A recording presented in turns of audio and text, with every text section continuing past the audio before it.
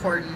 And Ashley Brennan is our speaker this afternoon. She's the founder of the Keystone Paranormal Investigation Association, which educates the public on basic ghost hunting techniques and how to implement those techniques towards investigating some of the most haunted places in Gettysburg. She is also leading the paranormal tours tonight and tomorrow night if you would care to have a unique experience. Okay, so who is KPIA? That is my paranormal group, Keystone Paranormal Investigation Association.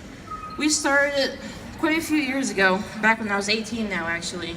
My team specializes in negative haunts and demonology, as well as house blessings and cleansings, personal blessings and cleansings, as well as haunted objects. That does not include dogs. That's something we're not doing yet.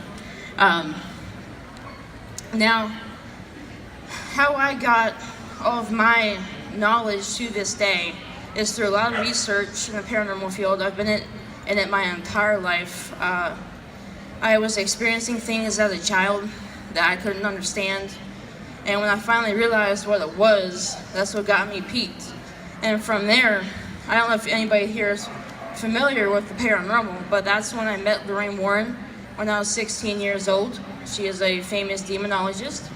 And she actually took me up to her house on my summer break that year, and I trained with her until I was about 18 and a half. And then from there, I started KPIA, and we've been helping people ever since. We're a nonprofit group that goes and helps people who gives us a call that has problems in their house that they honestly need help with. The wheat field is right after Devil's Den if you venture out there. The wheat field, I have caught apparitions, I have caught great EVPs. There was an instance at the wheat field where I was doing a voice box session, and I went to turn around the monument to walk out, and I saw a man leaning against that monument. And I looked at him, and he startled me, and I was like, "Hello, sir." He looked right at me, and then he walked away and disappeared in some freakishly white light. And you might think I'm crazy for saying that, but honest to God, that happened to me at the wheat field 2 years ago during the summer. So I've seen also soldier apparitions out there as well. EVPs though, they're just phenomenal out there. I even had a little girl say her name was Debbie multiple times out there on the wheat field. So if you want to go out there and ask for her, she might answer back. The loop is right after the wheat field. If you drive along that road, you're going to go past the Celtic Monument, and you'll go a big loop, and right there you'll see a sign that says the loop. And if you walk down that little area to get to that monument down there, it's great activity. I was just walking through there a few years ago, and I got hit with the smell of rubbing alcohol. Extremely bad. It just hit me in the face to the point where it burnt like my nostrils, my whole sinus cavities were freaking out. It was smelling that. And I realized that just maybe about, 500 feet away, maybe a little more, is a place that was used as a Civil War hospital. And I fully believe that that was something that had to do with that. There, we have heard soldiers in the woods there. We've heard their canteens hitting as they're walking. We've even had an EVP out there. That something said it wanted to kill us. I didn't mean that, of course. It's just, you're not the friendliest person in the world, but it's things like that they say to scare you, but they're not gonna do that. But it told us they wanted to kill us. I have it on my phone if you guys want to hear it later. But we won't get into those type of EVPs. We like the good ones where they say the soldiers are they're happy people. The loop is definitely a cool place. Not many people investigate though, because if you go to the typical ones like Spangler Spring or Devil's Den or Little Round Top, there's nothing but people there. You can't even investigate.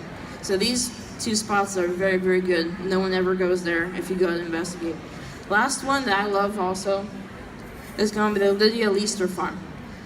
That is right off of Steinmore Avenue. If you continue Taneytown Road. It's right on Taneytown Road as you go through it. There's a little white house that sits on the battlefield about 10 feet from the road. And you can't go inside of it, but no one else investigates there of all the times I've been there. And I would just sit on the porch, or I would sit on the well out there. You will be able to hear conversations going on inside that little house. We've had footsteps inside that house.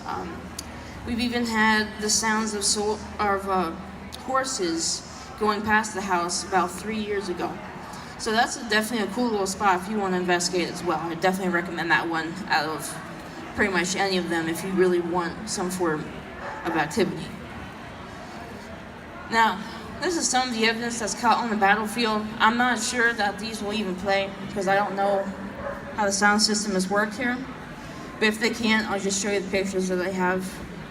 We can play the audio for you after then because I have it on the laptop here, but we'll just see. You have to turn up the volume first because I have it muted. Alright, hold on.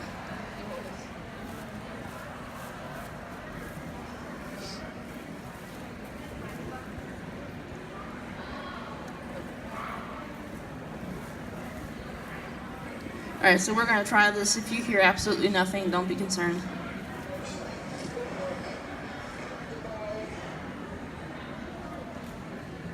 Yeah, it only plays out of the little projector. You guys couldn't hear that, right?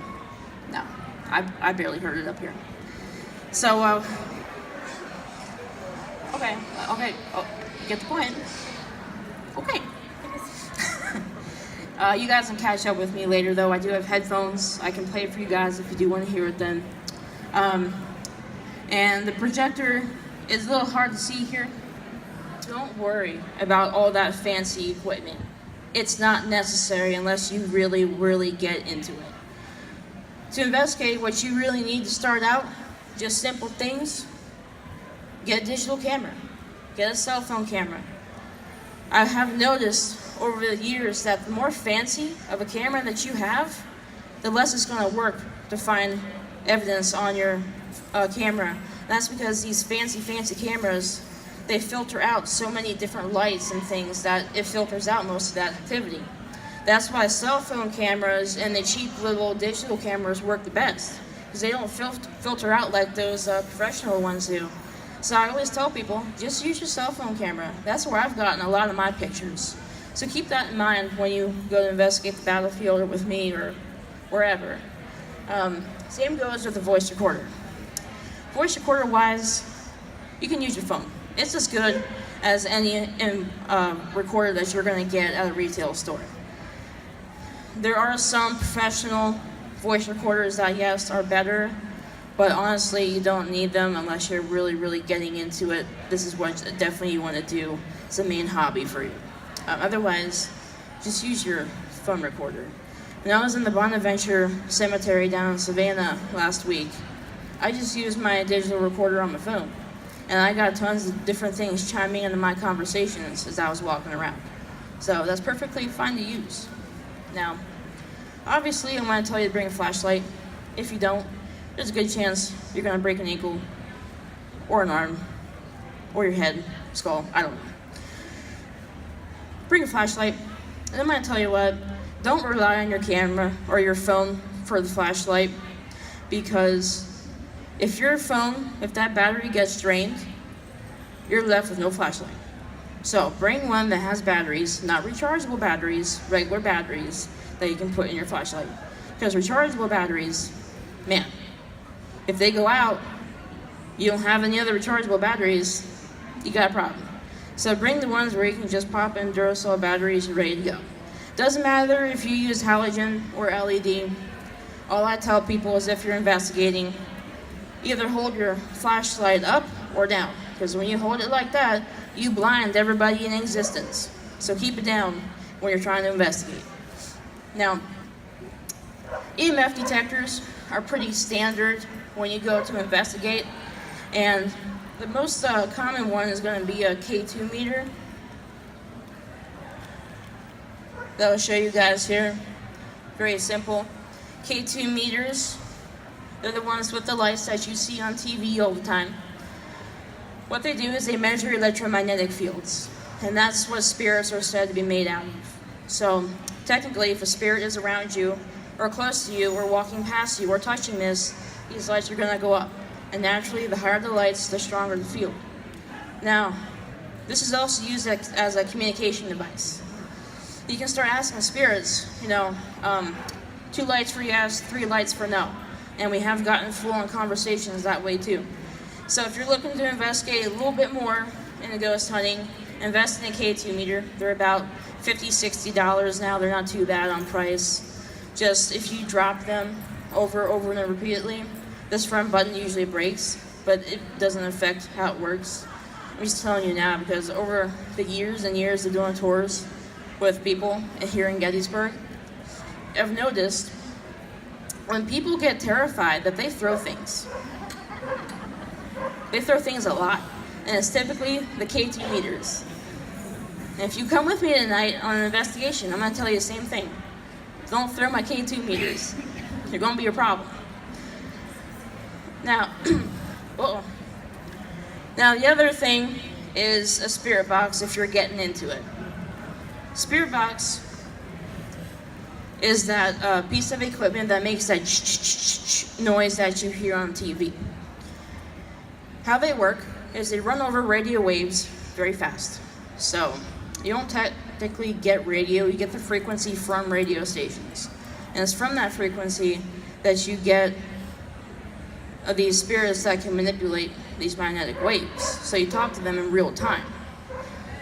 I tend to use a different platform of spirit box when I do investigations just because this is a little hard to understand sometimes.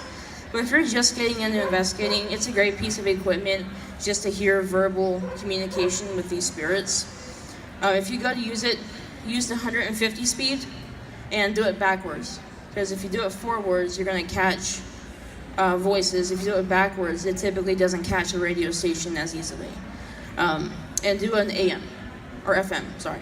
Do an FM. If you do an AM, that's talk radio, and you're more likely to get actual words out of that could be mistaken as paranormal. And a temperature gun, not too many people use, but temperature guns are pretty typical. You pull down the trigger and you get your temperature. And we just use these because when spirits are around, they tend to draw energy from the air. So when they do that, it creates a very cold spot. They take the actual ionized particles from the air. And when they do, it's like a refrigerator freezer door is opened on you. It's ice cold. Much different than air conditioning hitting you. You will know it if you feel it.